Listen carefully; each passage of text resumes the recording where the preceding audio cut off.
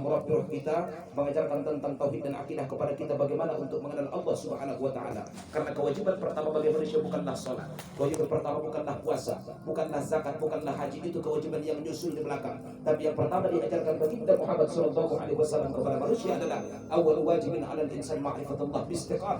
Pertama kali kewajiban adalah mengenal Allah dengan penuh keyakinan, dan mengenal itu harus ada tausilah, harus ada wasilah, harus ada wasaid, harus ada yang mengajarkan. Namanya dalam ilmu tauhid adalah rabitah ataupun mursyid, dan itulah para muallim dan guru kita. Hormati guru kita, insyaallah hidup Anda akan barakah. Kenapa? Nabi sallallahu alaihi wasallam memberikan sebuah ungkapan hadis yang merupakan intimidasi dan ancaman kepada umat manusia. Man istakhafa ustazahu ibtilahu Allah bi thalathi baliyatin. Orang yang tidak menghargai para guru-gurunya, orang yang tidak memberikan penghormatan kepada ustaz dan muallimnya, Allah taala laknat dia dengan 3 perkara. Pertama, dhaq rizquh, sempit rezekinya. Yang kedua, nasya ilmu, lupa ilmunya. Dan yang ketiga, yang paling acit, paling mancit pondoknya laksimpuan, mata bighairi iman, dia akan mati menjadi menong. Artinya mati tidak membawa dengan iman, su'ul khatimah. Maka berbakti kepada guru, hormati dia. Salah satu kata baginda Muhammad adalah qumu li sayyidikum. Ketika guru Anda datang, maka berdirilah, bangkitlah, sambutlah dia, dan ucapkan tala'al badru ali, dan bacakan salawat kepada Nabi. Qumu li sayyidikum. Kalau tidak, maka barakah ilmunya Allah taala angkat, dan aik lalu batu so. Artinya indal manfaat ilmu. Bahkan ancaman yang paling berat kepada manusia adalah mata bighairi iman, na'udzubillah, thumma na'udzubillahi min dzalik. Salawat dan ungkapan salam kita hadiahkan ke pangkuan Nabi kita Muhammad sallallahu alaihi wasallam. Allahumma salli wa sallim ala sayyidina Muhammad wa ala ali sayyidina Muhammad. Saudara kaum muslimin dan muslimat sahibul bait, abang Anda Ustaz Al-Fadil Abdul Somad yang dimuliakan Allah Subhanahu wa taala. Ngatar dua sana-sana di dia, Pak. Mengingat waktu jelas tidak mengurangi rasa hormat dan takdim kami kepada semua saudara kaum muslimin. Peringatan Maulid Nabi sallallahu alaihi wasallam adalah merupakan satu ungkapan khas dan mahabbah kepada baginda Rasul. Kenapa para umat manusia diperintahkan untuk memperingati Maulid Nabi? Ada satu malaikat yang Allah Ta'ala hukum, ada satu malaikat yang Allah Ta'ala laknat, ada satu malaikat yang Allah Ta'ala peringatkan. Jibril alaihi salatu wassalam dijelaskan dalam kitab Tanqihul Qaul karangan Syekh Dawi Al-Bantani. Bahkan dalam kitab Ihya Ulumuddin, ketika Jibril datang kepada baginda Muhammad sallallahu alaihi wasallam, maka Jibril berkata, "Ya Muhammad, tadi ketika saya lewat, saya melihat di Jabal Qaf itu ada seorang malaikat yang sedang Allah taala rantai dengan besi yang sangat besar sekali. Bahkan satu sayapnya telah Allah taala patahkan. Ada apa yang terjadi?" Kata baginda Rasulullah sallallahu alaihi wasallam, "Malaikat ini menyampaikan salam kepadamu ya Muhammad, dan mohon katanya untuk diampunkan dan dimaafkan. Sejak apa dan kenapa? Apakah sebabnya?" Dalam peristiwa Mi'rajnya baginda Nabi sallallahu alaihi wasallam, ada satu malaikat yang dikawal 70.000 malaikat, duduk di atas dipan-dipan mahkota surga, yang setiap nafasnya akan menjadi malaikat, setiap tasbihnya akan menjadi malaikat, setiap ungkapan detak jantungnya akan menjadi malaikat. Namun ketika Muhammad lewat, tidak mahallul qiyam, tidak jongjong, tidak berdiri, tidak qumu li sayyidikum, tidak menghargai Rasulullah sallallahu alaihi wasallam, maka Allah patahkan sayapnya dan Allah rantai di sebuah gunung yang bernama Jabal Qaf, yang itu adalah gunungnya para malaikat, sehingga diampunkan dan dimaafkan baginda Nabi, baru kemudian dikembalikan oleh Allah taala. Itulah sayap yang telah Allah taala patahkan. Maka inilah perlunya memperingati Maulid Nabi. Muhammad itu bukan manusia biasa. Muhammad itu adalah manusia, tapi bukan manusia biasa. Imam Al-Busairi mengatakan dalam ungkapannya, Muhammadun bashar lakal bashar bal innahu kad yaquti bainal hajar. Muhammad manusia, tapi bukan manusia yang biasa, manusia yang luar biasa. Bal innahu kad yaquti bainal hajar, bagaikan permata di atas tumpukan batu bata. Sama-sama batu, tapi yang satu batu permata, yang satu adalah batu bata. Itulah baginda Rasulullah sallallahu alaihi wasallam. Makanya Al-Qur'an bicara tentang Muhammad, innaka la'ala khuluqin 'adzim. Bahkan orang Eropa berkata tentang Muhammad, Muhammad is the prophet and the sultan of the saints. Yakin nggak mengerti bang Tanor? Tahu nomor rukun ini. Saudara kaum muslimin dan muslimat rahimakumullah. Maka lihat dalam Al-Quran bagaimana Allah Taala melukiskan tentang Muhammad. Laqad ja'akum rasulun min anfusikum, ya kan? Laqad ja'akum rasulun min anfusikum azizun. Sifatnya Allah azizun, ya kan? Azizun alaikum wa harisun alaikum ma'anittum, azizun alaikum bil mu'minin raufur rahim, rauf dan rahim, ya kan? Fa in tawallaw faqul hasbiyallah la ilaha illa huwa alaihi tawakkaltu. Allah Subhanahu wa taala yang punya firman, tapi bukan pemfirman.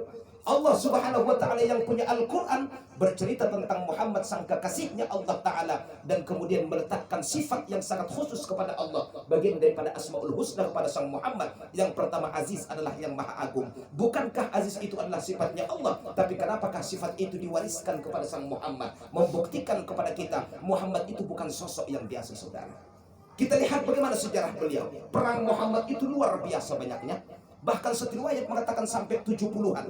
Baik ghazawat yang dipimpin oleh Nabi menjadi panglima, atau syariah yang tidak diikuti oleh Nabi, namun taktiknya dipaparkan oleh baginda Rasulullah SAW. Tapi dalam sejarah beliau tidak pernah membunuh orang padahal namanya perang.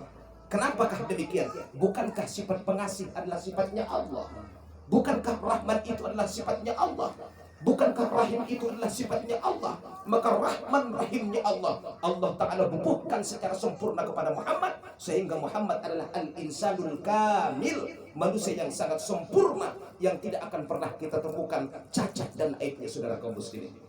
Lihat bagaimana ungkapan Hasan Ats-Tsabit, seorang sahabat berasal dari Yaman, mendengar bagaimana kisah Muhammad dengan karakter-karakter yang sangat indah, maka diam-diam ia jatuh cinta kepada Muhammad.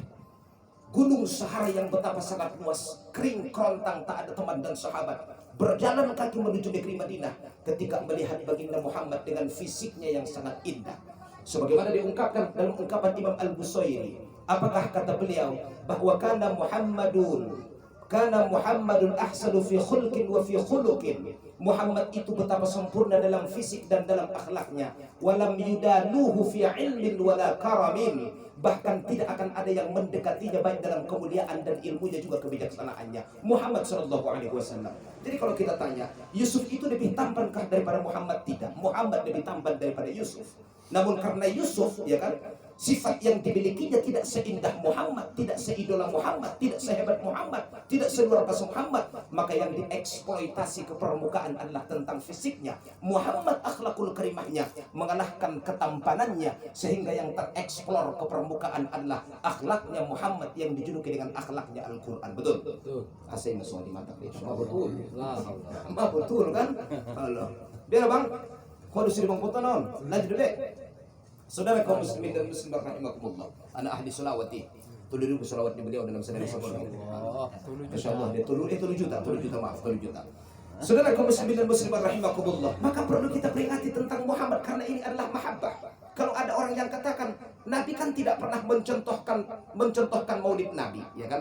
Seperti apa yang dikatakan oleh orang-orang Wahabi. Boleh Anda dengarkan, tapi jangan Anda amalkan. Kenapa? Karena mahabbah adalah cinta. Cinta tidak pernah memiliki alasan. Cinta tidak pernah memiliki the causing of. Cinta itu tidak pernah memiliki illat ataupun penyebab. Ketika orang jatuh cinta, maka segala perkara keajaiban akan dilakukan kepada orang yang ia cintai. Saya cinta kepada Muhammad. Kalau saya sebut namanya, saya undang orang lain, saya ajak orang lain untuk menyebut namanya dia. Apa salahnya bagi orang yang sedang jatuh cinta? Kenapa? Karena al-hubbu la yaqtulul asyah. Cinta tidak akan pernah membunuh sang perindu. Lakin yaj'alu hayatuhum bainal hayati wal maut. Tapi menciptakan nafas mereka di antara hidup dan mati. Maka ini tanda cinta. Kita cinta kepada Muhammad, terserah Anda dong apa yang Anda berikan kepada Muhammad. Kalau mereka cinta kepada Muhammad, terserah mereka dong. Karena cinta tidak pernah mengenal rumus matematika. Makanya orang katakan love is crazy. Love is cinta itu adalah buta. Love is blind. Saudara kaum muslimin, ini ungkapan cinta. Maka kita lihat dalam kitab Al-Maulidul Akbar karangan Ibnu Hajar Al-Haytami halaman 5 sampai halaman 7 dikatakan, Abu Bakar As-Siddiq mengatakan dalam qaulnya bahwa man qara'a maulidan Nabi sallallahu alaihi wasallam fakana rafiqi fil jannah. Siapa yang memperingati maulid Nabi, membacakan maulid Nabi, menceritakan tentang manakibnya, memuja dan memujinya, menyebutkan sifat-sifat indahnya, maka kelak dia akan menjadi temanku yang berdampingan dalam surga. Subhanallah. Siapa Abu Bakar itu? Orang yang luar biasa. Siapa beliau? Siddiqnya Rasulullah. Siapa beliau? Sahabat yang diagungkan dalam Al-Quran satu-satunya. Di mana idhuma fil ghar wa qala li sahabina tahzan innallaha ma'ana. Ketika seorang sahabat berkata kepada temannya, Muhammad berkata kepada sahabatnya, la tahzan innallaha ma'ana. Siapa Abu Bakar? Baca kitab Nuruz Zalam karangan Ahmad Al-Marzuki. Yang pertama Allah Ta'ala bangunkan di Yaumul Mahsyar adalah Muhammad. Kemudian adalah Ka'bah Baitullah. Kemudian adalah Abu Bakar. Jibril berkata kepada Abu Bakar, Andalah satu-satunya manusia yang tidak dihitung amal ibadahnya. Adapun Umar dihitung, adapun Uthman dihitung, adapun Ali dihitung, semua dihitung, melainkan Abu Bakar. Dan dia berkata, pilihlah orang-orang yang kamu cintai dan syafaatkan mereka untuk masuk ke dalam surga tanpa hisab. Siapa yang dicari Abu Bakar? Insya Allah salah satunya orang yang memperingati maulid Nabi sallallahu alaihi wasallam. Hasan Al-Basri mengatakan, Man hayya'a ta'aman wa awqada sirajan wa hayya'a makanan, ya kan? Thumma yad'u an-nasa li qira'ati maulidin nabi sallallahu alaihi wasallam lam yakhruj min ad-dunya illa bil iman wa qad dakhala al-jannah bighairi hisab. Orang yang menyiapkan rumah seperti abang anda kita, menyiapkan makanan seperti abang anda kita, menyalakan lampu seperti abang anda kita, mengajak manusia untuk menyebut nama Muhammad, maka tidak meninggalkan dunia kecuali dalam keadaan iman dan masuk surga tanpa ada hisab dari Allah Subhanahu wa taala. Baca kitab yang ada Talibin jilid 3 karangan Syekh Abu Bakar Asy-Syatah, saudara. Ini bukan cerita bohong. Maka memperingati Maulid rugi bagi orang yang tidak memperingati Maulid, ya kan? Sesuai dengan kaul, sesuai dengan keyakinan kita maksudnya. Kalau orang yang tidak yakin tak perlu kita bahas. Warna pengana yakin be sunday baik. Ahmad Indonesia. Oh no. Sip dia pala pas dokon may dokko sudah madu. Sudi masudi. Sutik na yakin dokon ni selesai. Oh no. So kalak na marlomba losok do. Ah mo na losok na malosok maridi Allah mate bau ho ning deot ning juri nay. Ho malosok mangan mate maneho. Ho sip bayon isapay. Ho sip bayon isapay ipungpang kon juri nay. Asu ipungpang ko ni asu nga jawab ko. Jangankan mandi dan makan. Membeges ramu malosok kau ni selesai. Sendiri pining ruang. Maka i'til ma'ruf wajtaniba 'anil munkar. Hidayah itu harus kita jemput saudara, jangan duduk di rumah. Hidayah itu kita tuntut, jangan duduk di rumah. Maka saudara kaum muslimin, kita peringati Maulid Nabi Shallallahu Alaihi Wasallam, kita akan cerita tentang Muhammad. Kita akan cerita tentang akhlak beliau. Dalam hadis yang diriwayatkan oleh Imam Ad-Dailami yang berasal daripada Ali bin Abi Thalib karramallahu wajhah. Apa kata Nabi? Adibu auladakum bi thalathati khisalin. Berikan education kepada anakmu, berikan pendidikan tarbiyah kepada anakmu dengan 3 perkara. Pertama, hubbu nabiyyikum, hubba nabiyyikum, tentang mencintai nabimu. Kemudian wa hubba ahli baitin nabi, mencintai keluarga nabi. Kemudian yang ketiga wa qira'atul Quran, dan ajari anakmu membaca Al-Quran, saudara. Mencintai nabi itu perintah. Hadisnya sahih, diambil dari kitab Bukhari, riwayat Ad-Dailami. Lalu apa salahnya kalau dalam peringatan Maulid Nabi kita cerita tentang Muhammad? Bukankah itu mengajak cinta kepada anak kita supaya mereka kenal siapa sosok yang sebenarnya, yang merupakan contoh-contoh mereka, saudara kaum muslimin. Kita masuk sedikit dalam peristiwa Maulid. Mengapa sih Muhammad itu menjadi manusia yang luar biasa? Saya katakan Muhammad bukan produk abal-abal. Muhammad itu bukan produk instan. Muhammad itu bukan produk suddenly, kalau kata orang Arab. Muhammad itu bukan produk mufajaah yang tiba-tiba, tapi direncanakan penciptaannya dan kejadiannya semenjak dunia belum Allah Ta'ala jadikan. Ketika Nabi Adam makan buah khuldi, ya kan? Sebelum beliau diundang ke Padang Arafah, sebelum beliau diundang ke Multazam untuk diampunkan Allah dengan bacaan Rabbana zalamna anfusana, bukan Rabbana zalamnanya secara hakikat, tapi karena dia berselawat kepada Muhammad. Baca kitab Mukasyfatul Qulub. Allah bertanya, mengapa kau mengenal yang bernama Muhammad? Kenapa kau sebut nama dia wahai Adam? Andai belum saatnya engkau saya ampunkan, kau saya ampunkan. Kenapa kau sebut kekasihku yang paling aku cinta? Ya Allah, semenjak kau tiupkan ruh kepadaku, pertama kali kubuka 2 bola mataku, yang kutatap terpampang indah dalam ukiran syurga adalah La ilaha illallah Muhammad Rasulullah. Maka tidak mungkin kalau ada sebuah nama digandengkan dengan namamu, kalau bukan yang sebuah nama itu adalah kekasih tercintamu. Maka kusebutlah itu sebagai daplikasi, kusebut sebagai tembusan, karena aku yakin dengan menyebut orang yang kau cintai, pasti akan cinta kau paparkan dan kau bubuhkan untukku. Ku ampuni kau wahai Adam, kata Allah Ta'ala. Ketika dia Allah nikahkan dengan Hawa, dalam satu sejarah mengatakan Durratun Nasihin. Kalau soal hadis dhaif atau apapun, ini namanya fadailul a'mal. Kata Imam Suyuti, no problem, tidak jadi masalah, ambil, ya kan? Dung adong masih Hawa ital poksian rusuk ni Nabi Adam alaihi salatu wassalam, tulang rusuk yang bengkok. Ya kan? Intuqimuhu kasartahu. Kalau Anda paksakan perempuan itu untuk diluruskan, Anda akan pecahkan dia, Anda patahkan. Ya kan? Wa idza khallaitahu, kalau kau biarkan, akan bengkok untuk selamanya. Itu perempuan. Maka perlu menjadi orang yang bijak mendidik perempuan, saudara. Makanya kata Nabi sallallahu alaihi wasallam bahwa arba'atun minan nisa'i yadkhulnal jannata wa arba'atun yadkhulnan nar. 4 golongan perempuan masuk surga, 4 golongan perempuan masuk neraka. Jahanam maksudnya. Isna upaton ngadu insyaallah anggola masuk neraka oleh sungguh serius. Kalau mau mandai soal ya Humaira, ya Aisyah, ya Wais, masyaallah. Rabbana walakal hamd. Amin. Rabbana walakal hamd, subhanallah. Ya Humaira, insyaallah umma nai saluan besulion. Cuma nombor itu seru nombor marah tu soal ini masalah. Saudara kaum muslimin dan muslimat rahimakumullah. Mau nanti yang tidak bang. Mau lupa apa? Lupa Humaira. Nah non deh. Nah begitu Allah Ta'ala ciptakan Hawa, ya kan? Terbangunlah Nabi Adam alaihi salatu wasalam. Dia melihat sosok perempuan yang sangat indah di sebelah dia, lawan jenis bukan sejenisnya. Rambut, ya kan, terurai seperti ombak lautan. Alis mata seperti semut hitam berjalan tanggal 17 Agustus. Hidung mancung ibarat pedang. Gigi retep seperti batu mentimun. Ngaba lonjong ada warna. Nda bonsai boneng santai. Pasong batu mentimun. Nda godang-godang tong. Baru kemudian anggo kari manolonnya nida aiki memulus italonan nia ben bontarna. Paut bibir yang indah ibarat 12 limau manis.